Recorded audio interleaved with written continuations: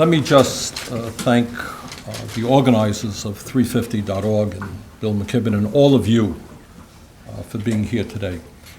As many of you know, I believe whether the issue is global warming and the need for an energy revolution, or whether it's healthcare, or whatever it may be, at the end of the day, the only way we are going to succeed is with a strong grassroots movement.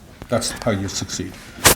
Because as a previous speaker just noted, there are very, very powerful special interests who are spending more money than you can imagine every single day in lobbying and campaign contributions to maintain the status quo, to maintain the profits of the coal industry or the oil industry, rather than survival of our planet. And the way we beat them is exactly what 350.org is doing, and that is mobilizing people not only all over our country, but all over the world. So I just want to thank all of you for being here, and to tell you that I think all of us should be proud of the role that the state of Vermont is playing in the fight for environmental sanity, in the fight to lower greenhouse gas emissions, in the fight to transform our energy system.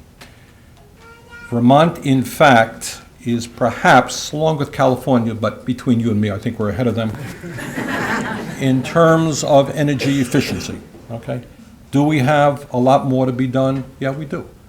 But have we shown that if a state is serious in moving forward with energy efficiency, we can actually cut back on the amount of electricity that we're consuming? That's pretty good, and we can do a lot more. So that's an area that we should be proud where we're showing leadership, and I tell people that. You don't need hundreds of new coal-burning plants if you aggressively invest in energy efficiency. And I am very excited by the town energy committees that we have. That is absolutely what we should be doing. Door to door, educating people, showing people what programs exist and how they can make their own homes more energy efficient, et cetera, making progress on energy efficiency. Are we doing as well in terms of transiting to sustainable energy? No, we're not. No, we're not. We got a long way to go, but we are beginning to make efforts in that direction as well, right here on the roof of this building. Probably not functioning terribly well today, are solar panels, okay? Now people say, oh, solar Vermont. But you all know that solar can be a very important part of the energy mix here in the state of Vermont. The third state in this country in terms of producing solar energy is New Jersey. New Jersey. It's not California, it's not Florida, it is New Jersey. California is actually number one, as I believe. So what are we going to do? We are going to, and we're beginning to do this right now. We have brought in many millions of dollars in the state to begin the process of putting solar photovoltaics on rooftops throughout the state. We have a long way to go, and NRG does a great job in this direction in terms of wind. There is a lot of potential in the state with geothermal.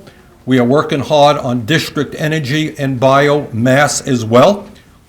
And at the end of the day, this is what our goal is. Our goal as a state and as a nation is to substantially cut back on greenhouse gas emissions, because all of us want this planet to be habitable for our children and our grandchildren. We do not want to see floods. We don't want to see drought.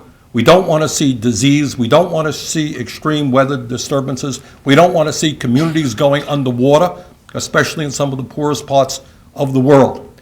And what we also don't want to see is this nation spending hundreds of billions of dollars every single year importing oil from Saudi Arabia and other countries. Think for a moment what we can do in terms of energy independence by investing hundreds of billions of dollars in the United States of America, making our country energy efficient, moving to sustainable energy, moving to public transportation. And understand that as we do that, we improve the economy by, over a period of years, creating millions of good-paying jobs. And not only cutting back on CO2, we also clean up the environment as well. That is a win-win-win situation. And the good news is that we have the technology to do that today. That's what we have, and that technology will only improve in years to come. What we are lacking is the political will, and we hope with your support and the support of people all over this country and all over the world, that political will is going to come, that we're going to pass serious legislation to do all of the things that we want to do. So thank you all very, very much for being here. We are on the march, and as we go forward, we are going to transform our energy system and create the kind of planet that all of us know that we have to do. Thank you very much.